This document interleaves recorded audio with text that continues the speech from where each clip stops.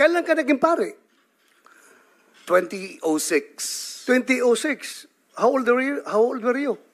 2006. 31 ho. 31. So meaning, nasa loob ka pa ng seminaryo, gumagamit ka na Meron siya mo. po akong tinatawag na relapse, Mr. Chair. Relapse. That's good. I congratulate you for reforming your life. Salamat And being po. a good example, I congratulate you. You are a good example to this community. Salamat po, Mr. Chair. Pero hindi po ako gumagawa at nagfa-fabricate o pinapalobo.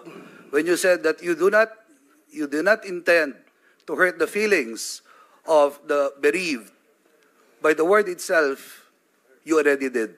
Salamat po, Mr. Chair. Well, depende sa inyo yan. That's subjective, Mr. Chair.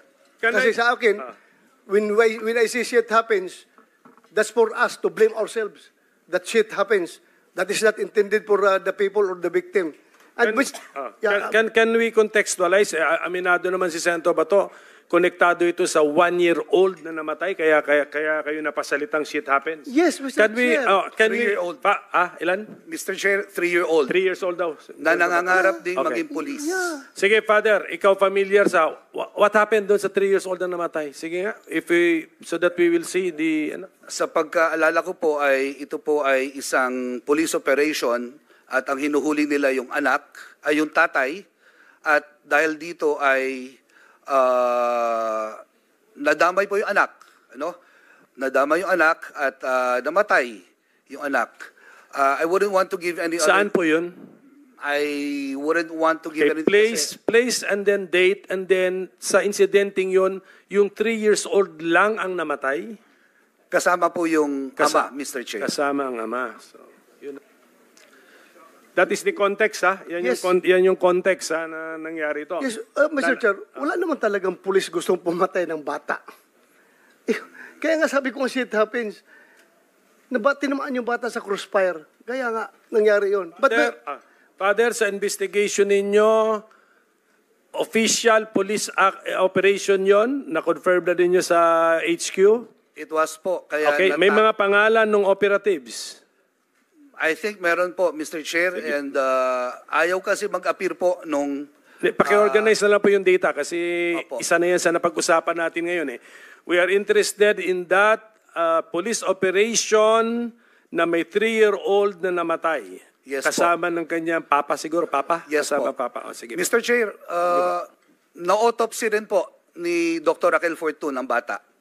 So she can objectively provide the truth in this committee. Salamat po. yeah, Mr. Chair. Senator Bato. Another question. Yung inimbestigahan ninyo, Father, ng mga kaso, marami yon sinabi mo. And you have evidences. Meron kayong proof na sabi mo nga, binalian ng kamot.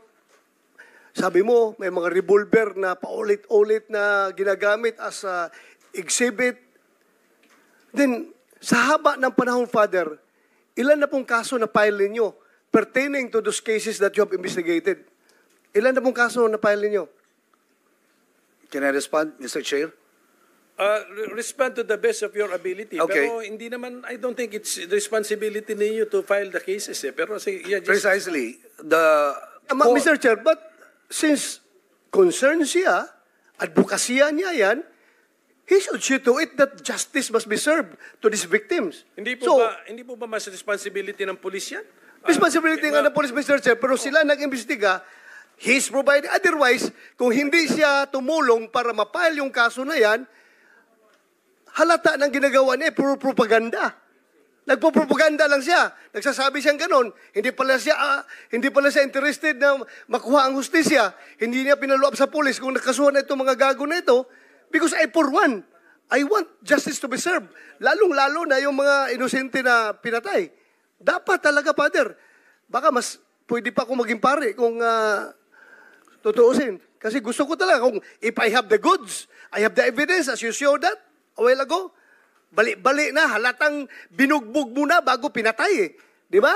So, you should pinaluap mo sana yun, na-file yung kaso. Kung hindi mo pinaluap, well, masasabi ko hanggang propaganda ka lang, Father. Mr. Thank Chair. you, Mr. Chair. Mr. Chair. Father, ke- Senator Risa wants to interject something. Sige, Brief, Senator Risa. salamat kayo, Mr. Chair. Brief interjection lang. May expression kanina na what's the fuss. I think dahil lahat tayo, lahat around the table, ayaw nga natin na may nangyayaring ganito na may batang nako-crossfire. And a good number of us, ayaw din natin ang buong sitwasyong ito na nagkaroon ng EJ case, nagkaroon ng war on drugs. And secondly, Mr. Chair, for the record, ilang beses na rin nagkaroon ng pagdududa sa motibo ni Father Flavi sa pagharap sa ating komite. I think na he doesn't deserve that dahil pinepresume po ng ating komite na all our resource persons humaharap sa atin in good faith. So kung maaari ko lang i-make of record yan, Mr. Chair, na buong loob akong nananalig sa good faith ni Father Flavi sa pagharap sa atin at pagpresenta nung karanasan at ebidensya na meron ang Project Paghilom. For the record, Mr. Chair. Father, you don't mind being asked these hard questions naman, di ba? No, except that Okay, answer to the best of your ability. Salamat po. And Mr. Chair, I would like to acknowledge the intervention of Senator Riza. Hindi po uso at hindi po nasa bokabularyo ko ang pagbublot ng katotohanan at pagpapropaganda. Ito po ay ginawa ko sapagkat bago pa magkaroon ng patayan sa nagdaang administrasyon, meron na tayong isang lugar kung saan tinatawag na kalinga. Nagpapaligo, nagpapaaral, at meron pa ngang only rice ang mga homeless. 2015. But when 2016 started and came in, dahil ang pinatay mostly are breadwinners, I was already thinking in advance ang mga naiwan na pamilya, kapag hindi natulungan dahil breadwinners ang namatay, they will also end up in the streets. So to address that issue, we created Program Paghilom to help provide the core competence of psycho-spiritual interventions. Yun po ang hugis ng hustisya na nais namin ipaabot. Let us take note that justice has different facades. Isa lang po ang korte, o ultimate ang korte. But being able to rise up in the morning para magtrabaho, ang anak kahit kandila, magsulat at mag-aral mabuti, para sa akin, katarungan na po yun.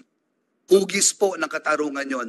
Now, to address the cases, there are cases that are being addressed. There are cases that have fallen into our hands and they are ongoing. I will not outline it here, but submit the records. Second, if there are really cases of Danlaban, let me now throw this question. Di ba ho, sa investigasyon, sa crime scene, ang isang pine-preserve po dyan ay yung barel na ginamit. 6,000 po daw ang laban. So dapat merong 6,000 baril with corresponding documents. One way to let the public know that the war on drugs was real and true to its word, let us see the 6,000 handguns. That's a question po. Yeah, Mr. Chair. Salamat po. If I may, Senator Bato. I hope in the next hearing, we can invite the Director of Forensic Service of the PNP para mailatag niya yung whereabouts nitong mga Take note, yes. lahat ng mga ebidensya na na-recover. And for the record, Mr. Chair, I just would like parating kay Father na I appreciate what you're doing, Father. Thank you for what you're doing. Pasensya ka na kung sinabi ko na kung hindi ka nakapag-file ng kaso, parang you limit yourself to propaganda. But then again, you said na may nakapile kayong kaso. And I encourage you, please, file kayo ng kaso. Kasi kawawa talaga yung namatay. Mag-file kayo ng kaso. I am one with you in seeking for justice to these victims. Filean nyo ng kaso. Salamat po at madami pong kaso na hinahabla na po. Salamat. Thank you. Thank you, Father. Salamat, Mr. Chair. Mr. Yeah, Chair. before I recognize Senator Risa, can we ask Attorney Dulay to sit here with us. He's the Inspector General of the ES, para just in case. Yes, go ahead, Senator Ontiveros. Salamat kayo, Mr. Chair. One follow-up question kay Father Flavi. Father, dun sa pagkamatay ni Mika at yung ama niya, kinonfirm ba ni Doktora Fortun na talagang nagkaroon ng shootout dun sa pagkamatay ng dalawang, yung mag-ama? Mr. Chair, Senator Riza, referring to itong dalawa po. I think Yes po. na confirm niya po. I hope I'm right, but please don't quote me. Pero alam ko po na autopsy po ni Dr. Raquel. Salamat, Father. So, Mr. Chair, kung maaring maimbita din po sa susunod na hearing si Doktora Fortun. Yes. Salamat, Nakaplano na po yan. Nakaplano Salamat. na po. Pero doon po kay yung bata na sinabi mo, yung bata na sabi mo na discover ni Dr. Fortun na may gunshot wound. Yes. Hindi na yata disputed yun. Ang cause of death ng bata was a gunshot wound. Tama? Yes po. Okay, so please clarify. Senator Tolentino, I think, wants to ask...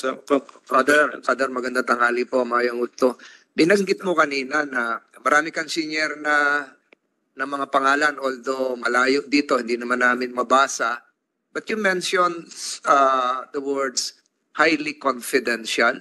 Parang hindi ba lumalabas na yung pagsishare mo ng information would be selective, subjective? Paano po ito? Saan ang hangganan na ito? Kung ano lang yung gusto nyong ibigay o kasi ang gustong patunguhan ng committee ito ng hearing ay malaman nga kung ano yan. Pero kung magbibigay kayo ng konti, withhold kayo, paano po yon? Salamat po, Mr. Chair. Nung sinabi kong highly confidential, unang-una po ay meron po sila kanya-kanyang mga abogado. And I believe that there is also a proper forum kung saan ito po ay lilitisin bukod po dito sa ating magiting na house. So yun po yung context ng highly confidential. If we could and only we could give it all, we would upon their approval po, Mr. Chair. Thank you. Salamat, Majority Leader. Salamat po. Salamat.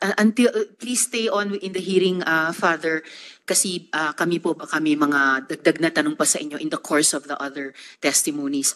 At this point, the Chair would like to call on Attorney Dean Chel Jokno to make the presentation in his capacity as the chair of the Free Legal Assistance Group, or FLAG. And the committee understands, Dean Chel, that you have with you a survivor of an attempted extrajudicial killing. So kung maaari pong isama nyo rin po yung kwento niya sa inyong presentation. So Attorney Chel, you have the floor. Thank you, Madam Chair and Your Honors. May I request that the slides be put on the screen? Next slide, please. Next slide, please. Ang kampanyang kontra illegal na droga ng Administrasyong Duterte ay hindi lang basta-basta nagsimula sa kalsada at barangay. Ang pinagmula ng war on drugs ay isang utos o command na galing mismo sa pinakamataas na opisyal ng Philippine National Police at yun po ay nakikita ninyo sa right side ng screen. Next slide, please. Ang una po niyang reference sa kanyang command circular ay ang pronouncement ni President Rodrigo R. Duterte to get rid of illegal drugs during the first 6 months of his term. Next slide, please. Sa PNP CMC 16-26, ang konsepto ng operations sa Project Double Barrel ay unang-una ito ay ilulunsad sa unang araw ng Chief PNP at pangalawa ito ay may dalawang sangay. Kaya double barrel po ang tawag, Project Tokhang and Project HVT. Next slide, please. Ayan po ang diagram ng double barrel. Project HVT ay high value target at Project Tokhang ang lower barrel. Ano ngayon ang ibig sabihin po, next slide, ng Project Tokhang? Yan yung alam natin ng mga house-to-house visit ng pulis sa mga pinaghihinalaang sangkot sa illegal na droga. Next slide. Ano naman ang Project HVT? Ayan po yung tawag na high-value targets, yung mga involved na drug personalities sa international at domestic drug trafficking. Next slide, please. Kaya ang tanong po ay, ano ang pinagkaiba ng Project Double Barrel sa mga dating anti-illegal drugs campaign ng pamahalaan? Dalawa po ang pinagkaiba. Next slide. Unang-una, may utos sa loob ng command circular na yan na mag-neutralize at mag-negate ng mga suspected illegal drug personalities. Pangalawa, ang utos ay gumamit ng drug list para tugisin ang mga sangkot umano sa illegal na droga. Next slide, please. Siyempre po, alam naman natin lahat, ang trabaho ng pulis ay mag-imbestiga, magkalap ng ebidensya at magsampa ng kaso laban sa mga salarin. Kaya ang tanong ay, bakit nag-iba ang utos sa Project Double Barrel? Imbis namang aresto at magsampa ng kaso, bakit neutralize at negate ang iniutos ng CMC 16-2016? Imbis na magkalap ng ebidensya para sa korte, bakit drug list ang iniutos nitong command circular? Next slide, please. Paulit-ulit po ang utos ng command circular na ito na mag-neutralize. Mismo sa purpose ng circular nakalagay na dapat i-neutralize ang mga illegal drug personalities sa buong Pilipinas. Next slide, please. At sa loob ng circular, nandiyan po naka-highlight sa dilaw, yan yung mga paulit-ulit na command to neutralize and to negate. Next slide, please. Wala naman po sa batas ang salitang negate at neutralize, kaya libre ang pulis na unawaan ito base lamang sa kanilang sariling interpretasyon.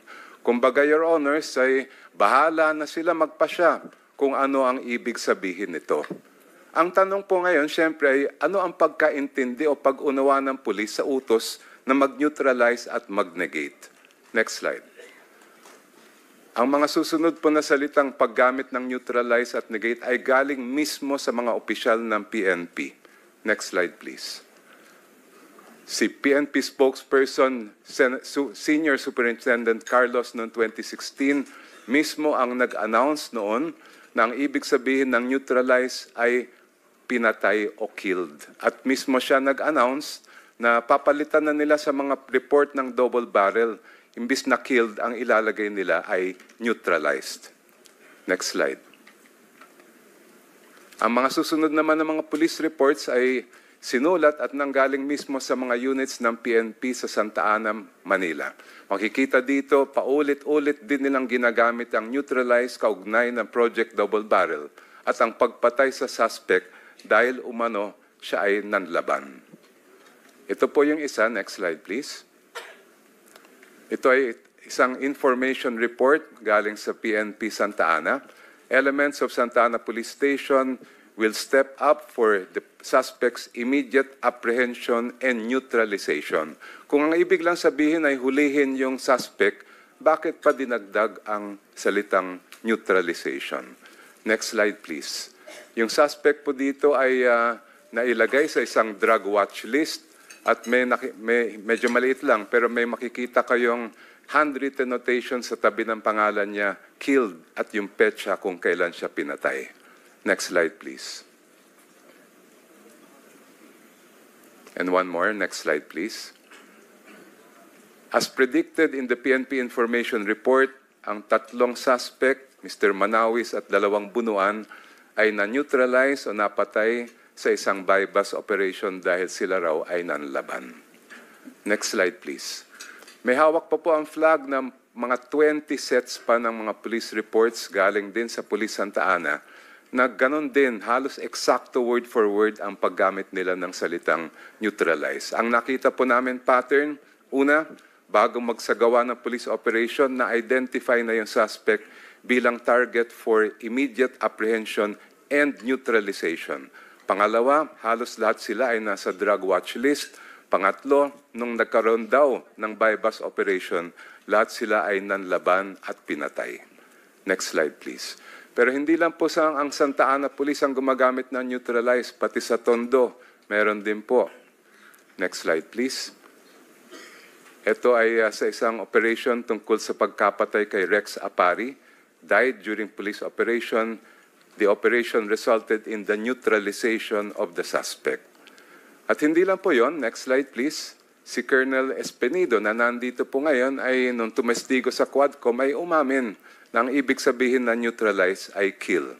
Next slide please.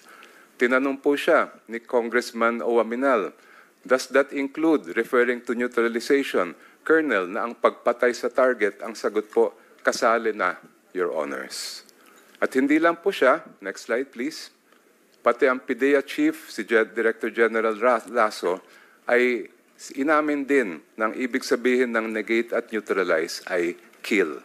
Next slide please. Tinanong po siya ni Congresswoman Luistro, can you please enlighten us ano pong ibig sabihin ng negated? Answer ni General Lasso, it is neutralized, Your Honor. I mean, he was killed already. Negated for the case of Mayor Halili would then mean that he is dead already. Yes, Your Honor. That is why it was neutralized already. Sagot, yes, Your Honor. Next slide, please. Ibinulgar din ni Colonel Royina Garma sa Quadcom ang reward system na itinupad sa Duterte drug war. Hindi ka na po babasahin ng lahat ng nasa sinagot niya, pero ang sabi lang niya, may reward po yan, ang Davao model ang kanilang sinunod. First is the reward if suspect is killed, second is the funding of planned operations, and third is the refund of operational expenses. At gusto ko lang pong i-emphasize, ang sabi niya, rewards were only given for killings, for arrests, only reimbursement of expenses. Next slide, please. Iba-iba din po ang halaga ng reward, depende kung small time o big time. Ang mga small time daw around 20,000, ang big time umaabot ng 500,000 hanggang 1 milyon piso. Next slide please. Kaya ang naging resulta po, killing frenzy sa kapulisan. Kaya sa tingin ko umabot sa 20,322 ang napatay nung una pa lang 17 buwan ng drug war. Ang numero pong 20,322 ay galing mismo sa Korte Suprema, isang extended resolution at ang sinasite nila ang 2017 Year-End Accomplishment Report na galing sa Office of the President. Next slide please. Marami pong mga kamag-anak ang lumapit sa amin sa flag, kamag-anak ng mga EJK victims. Pero marami din sa kanila ay natatakot magsampa ng kaso dahil malamang baka balikan sila o yung mga kamag-anak nila. At kahit ngayon, marami pa rin pong takot dahil many of those involved or responsible ay naka-uniforme pa. Next slide please. Pero meron po kaming isang testigo na kasama po ngayon, isang survivor ng EJK, si Roger Herrero, na nung siya ay binaril, akala ng pulis siya ay patay na, nakahanap siya ng tulong, nadala siya sa ospital. Nung nalaman ng pulis na buhay pa siya, kinasuhan siya ng robbery, nakakuha siya ng acquittal, dinismiss ang kasong robbery laban sa kanya, at siya naman ang nagsampa ng frustrated murder laban sa mga pulis. Na-convict po ang 4 na pulis of attempted murder. Ito po ang picture ni Roger Herrero at nandito po siya sa loob ng ating session hall. Roger, kung maaari po ay kayo magtumayo. Ayan, si Roger Herrero po. Next slide please. Maraming salamat, Roger. Maaari pong may magtatanong, robbery naman ang charge, paano siya naging biktima ng drug war? Next slide please. Pero mismo ang taga-NBI ang nagsabi po sa amin sa flag na ito ay ginawa ng pulis, kasama ito sa drug war dahil ang reward ang end goal ng mga pulis. At sabi pa niya, the PNP changed their narrative into simple crime operation when the incident reached the NBI because suddenly a charge of robbery was filed. Para din ito yung kaso ni Carl Arnaiz. Kung maalala po ninyo, after Kian de los Santos, ang sumunod na pinatay ay si Carl Arnaiz. Ang sabi naman ng pulis nung lumabas yung balita na napatay nga siya, ay nang hold up daw siya. Pero actually, na-convict yung mga pulis din sa kaso ni Carl Arnaiz, hindi lang ng pagkapatay, kundi pati planting of evidence. Kaya po kami nababahala sa mga nangyayari at sa mga nangyari mga kaso nung panahon ng war on drugs. Ready po anytime mag-testify si Roger Herrero. Nasa committee po. Thank you. Roger Herrero, no? Okay. Yes, sir. Sige, are you done? Yes, thank you. And then ikaw, Attorney Jokno, marami kang kliyente na victim families ng EJK, kaya familiar ka sa issue na to? Yun po ba yun? Meron po at meron kaming inihain na kaso sa Korte Suprema sa ngalan ng 3 kliyente namin na nando pa rin at nakapending sa Supreme Court. Kliyente, meaning to say, namatayan ng mga pamilya? 3 po sila. Yung isa, si Jefferson Soriano, ay survivor din ng EJK. Okay. Yung isa, si Rowena Apari, ay nanay ng napatay na nanlaban daw. At yung pangatlo ay relative po rin ng isang EJK victim. Okay, pero EJK po ito. Since familiar ka naman sa background facts, yung mga attempted EJK or victim ng EJK, sa ngalan ng war on drugs ang operation ng police? Yes. Okay. Yes, Your Honor. Siguro kaya nyo naman siguro i-organize po yung data. Bigyan nyo po kami ng information. Sure. And Of course, Your Honor. dahil dyan sa pag-aral mo sa issue na ito ay na-encounter mo ngayon yung Memorandum Circular 16-2016. Yes, Your Honor. Sino po nag-issue nun? Si Chief PNP noong panahon na yon, ngayon Senator Ronaldo Bato de la Anong Rosa. date yon? Ronald. Ronald. Walang O. Sorry po. Anong date yung MC July 2016? 1, 2016. Okay, July First day po niya sa July 1, pag-upo bilang 2016. Chief PNP. And as an experienced lawyer, napansin mo doon ang pag-insert ng anong mga salita? Na alanganing salita? Neutralize po at negate. Nawalan. Negation ata nang nandun, ano? Yes. Anong mas madalas gamitin doon? Neutralization. Neutralization. Yung negation, ilang times na bang 5 ginagamit? beses po nabanggit yung neutralize at 2 beses nabanggit ang negate. Negate. So, sa pag-aaral mo, just in case you know, sa mga police material, is this the first time na ginamit ang neutralization, neutralize, negation, negate? May mga 1 or 2 na mga police documents na nakita ko po yan, pero wala akong alam na may ganyan sa mga utos sa drugs, lalong-lalo na sa war on drugs, kundi ito lang CMC 16-2016. Pero yung mga naalala mo na-encounter mo yung terms, in what context mo naman sila na-encounter? In police documents? I think it was pointed out by then Justice Carpio in one of the hearings, the oral argument during the Almora case, the war on drugs case. Siya po ang nagbanggit po sa amin nung kami nakaharap sa Supreme Court. Alam mo, diniscuss ko na rin sa staff ko yan eh. What would be a better word to replace neutralization or negation if you do not have killing as included in the meaning of the word? Sige nga, can I benefit from your presence, Attorney Jokno? Kaya nga po ako nagtaka dahil alam naman natin na ang tungkulin ng pulis ay manghuli, mangkalap ng ebidensya at magsampa ng kaso. Yun yung hinahanap namin sa command circular. Mang-aresto kayo, kumuha kayo ng ebidensya, mag-file kayo ng case. Nung nakita namin paulit-ulit yung negate at neutralize, sabi po namin, bakit ito ay nailagay doon? Kung ang purpose ay mang-aresto, bakit hindi na lang ginamit yung salitang aresto? Mr. Chair? Okay, at Senator Bato? Yeah, Mr. Chair. I just would like to react. Yung insistence ni Atty. Jokno about using the word neutralize na puro killing lang ang gusto niyang palabasin. If you can remember, Atty. Jokno, during our senatorial debate doon sa UST, almost 6 years ago, sinagot na kita tungkol dyan. Kasi insisting ka na pag-neutralize, patay agad. Sinagot na kita extensively doon sa debate na yun.